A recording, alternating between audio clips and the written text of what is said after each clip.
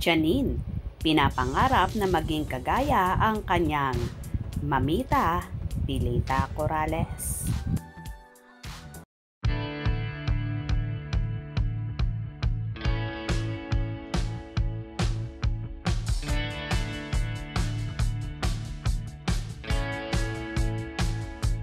Sa naging latest interview nga ni DJ Jaiho sa multi-awarded at kapamilya actress na si Janine Gutierrez, dito nga isiniwalat ng actress na super ini-idolize niya ang kanyang lola mamita Pilita Corrales, kung saan sinasabi nga ng dalaga na talagang iconic daw ang lola niya.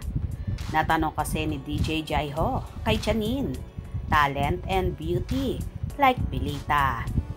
Nabanggit nga ng dalaga, "Wow, thank you naman. Nako, idol ko talaga yang si Mamita. Pero pagdating sa talent niya, iba. Talaga yung level niya. Talagang iconic.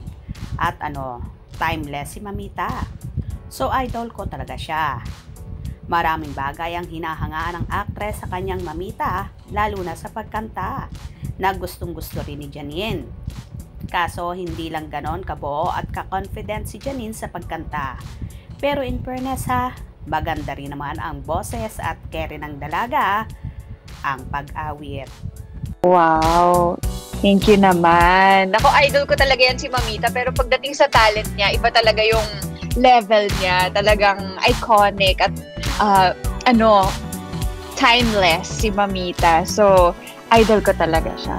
Well, kung si Mamita Pilita Corrales ay sa kantahan mapapalaban, abay di rin naman pakakabog si Janine dahil pagdating naman sa larangan ng pag-arte ay hindi pakakabog ang actress, kung kaya nga hinirang siya sa 26 Pasado Gawad Award bilang pinakapasadong actress sa telebisyon para sa hit series na Dirty Linen.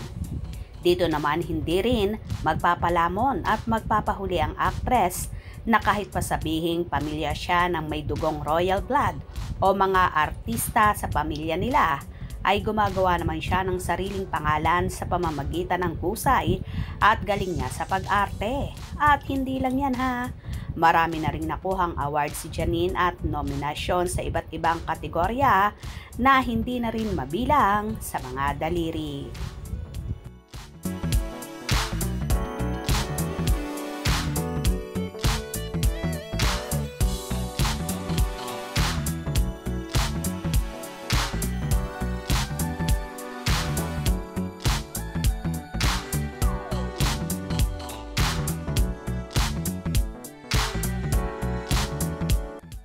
Well, pagpapatunay lang yan na bukod sa dugo nila ang magaling kumanta, abay sa larangan ng pag-arte, number 1 din sila at hindi pahuhuli. Agree ba kayo doon? Ano sa palagay nyo? Kung nagustuhan nyo ang video na ito, comment down below.